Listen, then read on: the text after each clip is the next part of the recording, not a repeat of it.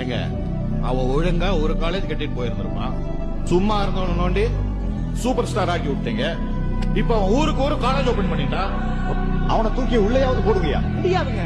எல்லா படத்தையும் எப்படியும் ஒழுங்கு பண்ணி ரூப் போல இல்லாம பண்ணிட்டான். சட்டப்படி அவனை எதுவுமே செய்ய முடியாதுங்க.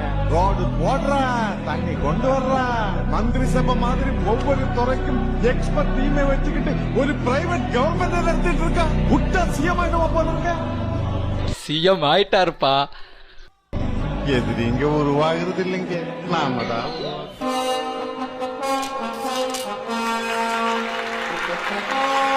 எல்லா பாட்டும் சூட் ஆகுதப்பா தளபதிக்கு. திருச்சி கிழக்குலையும் தோற்கிறாரு, பெரம்பூர்லயும் தோற்கிறாரு, 2 தொகுதியும் தோற்கிறாரு.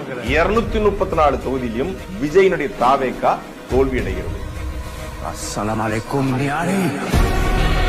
யார்ல இதை எடிட் பண்ணா? எம்ஜிஆரை பார்த்து ஜெயலலிதா பார்த்து கூட இவ்வளவு தூரம் அவர்கள் மிரண்டதில்லை. 2 தொகுதியும் தோற்கிறாரு. வெயிட் பண்றேன், நான் நேர்ல வரேன்டா.